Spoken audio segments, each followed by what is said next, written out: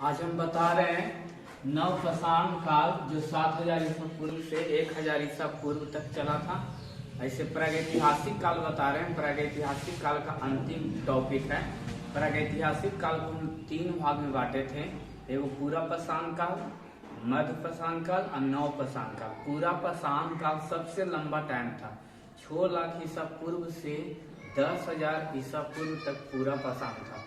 6 लाख ईसा पूर्व से 10,000 ईसा पूर्व तक। मध्य पाषाण था 9,000 ईसा पूर्व से 4,000 ईसा पूर्व तक, जबकि नवपाषाण है 7,000 ईसा पूर्व से 1,000 ईसा पूर्व तक। अच्छा, पूरा पाषाण काल को भी हम 3 भाग में बांटे थे। पूरा पाषाण काल को भी हम 3 भाग में बांटे थे। वो निम्न पूरा पाषाण काल, मध्य पूरा पाषाण काल, उच्च पूरा पाषाण काल। निम्न पूरा पाषाण काल 6 लाख से 1.5 लाख ईसा पूर्व था, जबकि मध्य पूरा पाषाण काल 1.5 लाख से 40,000 ईसा पूर्व, जबकि उच्च पूरा पाषाण काल 40,000 ईसा पूर्व से 10,000 ईसा पूर्व था। तो आज अंतिम टॉपिक बता रहे हैं प्रागैतिहासिक काल का नवपाषाण काल 7,000 से 1,000 ईसा पूर्व तक।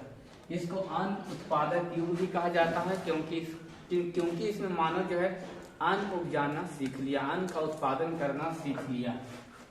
कहा जाता है कि इसका इतिहास जो है विश्व के महान वैज्ञानिक विद्वान वो लोग मानते हैं कि नवपाषाण काल जो है 9,000 ईसा पूर्व मानते हैं। लेकिन भारत में मेहरगढ़ हालांकि अब पाकिस्तान में है। पाकिस्तान में वो प्रांत है बलूचिस्तान, वहाँ मेहरगढ़ है। वो पहले आजादी के पहले 1947 के पहले भारत में था, इसलिए भारत का ही अंग पहले माना जाता था।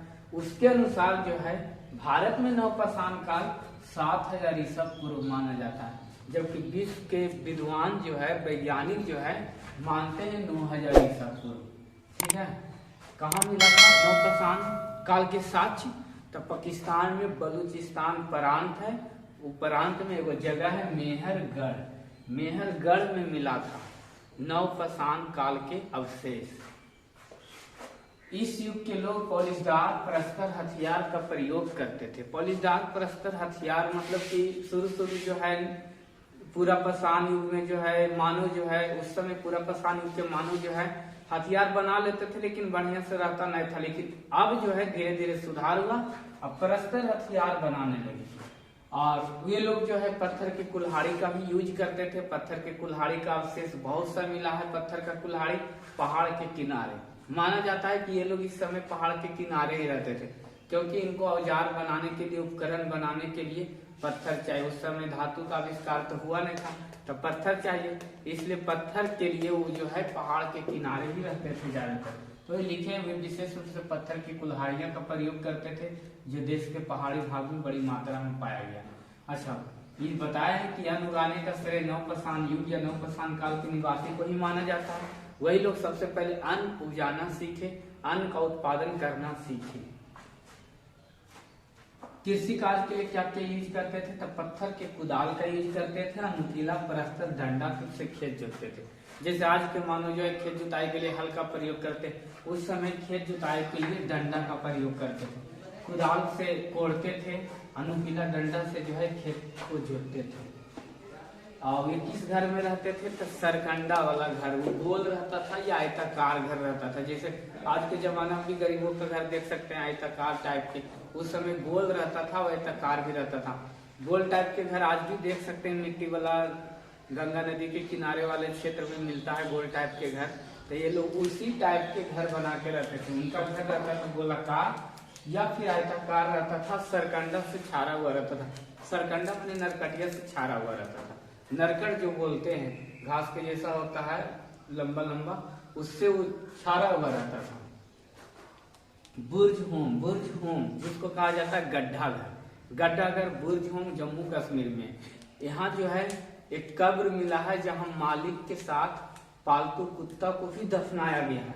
वही बुर्ज होम है, बुर्ज होम जिसको बोलते हैं गड्ढा घर। यहाँ कब्र मिला है, यहाँ कब्र में पता चला है कि पालतू कुत्ता को भी मालिक के शवों के साथ दफनाया जाता था। इस काल में कृषि के अतिरिक्त पशुपालन भी करते थे लोग। पशुपालन तो मध्य पाषाण युग में ही सीख लिए थे लोग। इस पशुपालन तो युग में रहबे करेगा, उसके साथ साथ कृषि एक नया अर्थव्यवस्था शुरू हो गया। क्या क्या चीज करते थे, तो गाय बैल भेड़ बकरी ये सब पालते थे। गाय बैल भेड़ बकरी ये सब पालते थे। ये मेहरगढ़ में सबसे पहला साक्ष्य मिला था नवपाषाण काल के, बताए थे। मेहरगढ़ पाकिस्तान के बलूचिस्तान प्रांत में है। मेहरगढ़ में कोची के साक्ष्य मिला है, तो गेहूं जौ और रुई के साक्ष्य मिला है। क्या चीज के साथ मिला है, गेहूं जौ और रुई के साथ। सबसे बड़ी विशेषता है कि नवपाषाण काल के लोग जो है अस्थायी रूप से एक जगह रहने लगे, जबकि पूरा पाषाण काल के लोग, मध्य पाषाण के लोग एक जगह से दूसरे जगह घूमते रहते थे। लेकिन नवपाषाण काल में सबसे प्रमुख अनाज उपजाना जब मानव सीख लिया नवपाषाण काल में, तो वे लोग एक ही जगह रहने लगे और वहीं से रह के जो है अनाज का उत्पादन करने लगे। इसलिए अनाज उत्पादन करने लिए सीख लिए, तो उसको अनाज को रखना है, खाना है, पीना है। इसको लगी बर्तन की आवश्यकता होगा रखने के लिए, खाने के लिए, पीने के लिए, पकाने के लिए। इसलिए ये जो है मृदभान या कुंभकारी बोल सकते हैं। बर्तन बनाना को बोलते हैं कुंभकारी, जो कुम्हार लोग बर्तन बनाते हैं। ये भी इसी काल में शुरू हुआ। लोग बर्तन बनाना सीखे क्योंकि अनाज को अब रखने की आवश्यकता हुई, अनाज को पकाने की आवश्यकता हुई, अनाज को खाने की आवश्यकता हुई।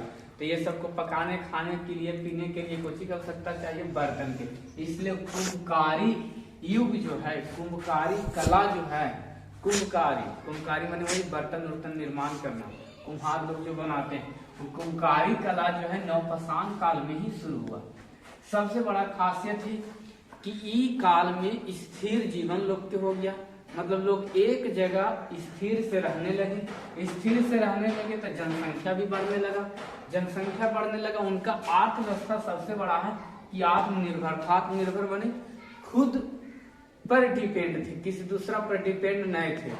मतलब कि जैसे आज लोग जो है एक दूसरा पर डिपेंड रहते हैं, लेकिन वे लोग जो है अच्छा थे, वे लोग अपने पर डिपेंड करते थे, अन्न उत्पादन करते थे और आराम से रहते थे, खाते पीते थे। चाक का भी निर्माण किया। उसके बाद चाक मतलब जिस पर आज कुम्हार जो है बर्तन बनाते, वही चाक का निर्माण हुआ। मृदभांड माने बर्तन का, और अग्नि का बड़े पैमाने पर उपयोग हुआ।